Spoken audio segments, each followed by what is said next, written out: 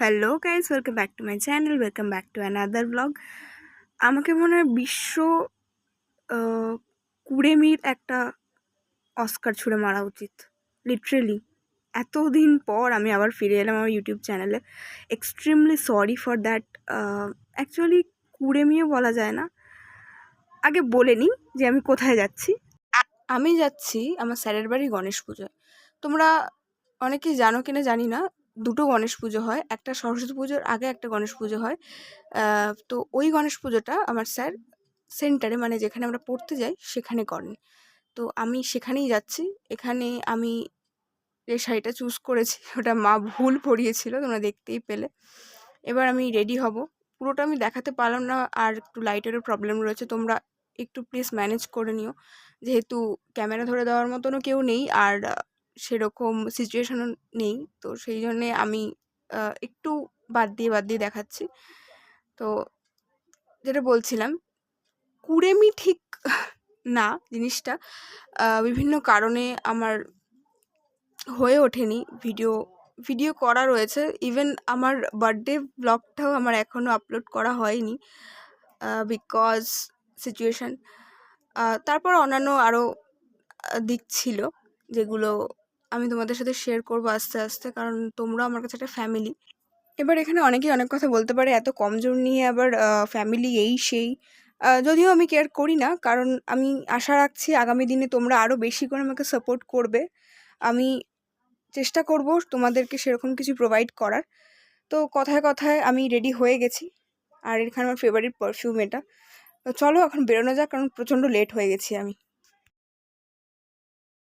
এখন বেরিয়ে পড়েছি, মন্দিরের সামনে যখন পাস করছি, এখন অটো ধরে ডিরেক্ট বাস স্ট্যান্ডে প্রণাম করে নিই। চলো গিয়ে দেখা হচ্ছে।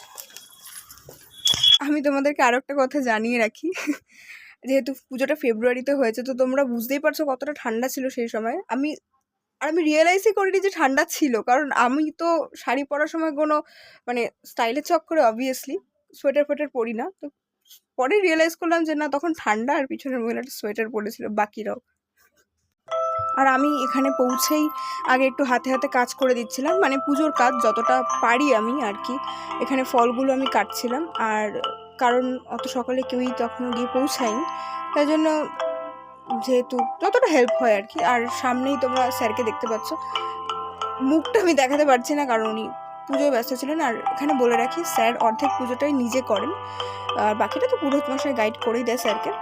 আর এরপরে আমি তোমাদের ডেকোরেশনটা একবার দেখিয়ে দেবো যতটা পারবো, কারণ প্রচণ্ডই ভিড় ছিল ওখানে, তাই পুরোটা আমি দেখাতে পারলাম না তোমাদেরকে।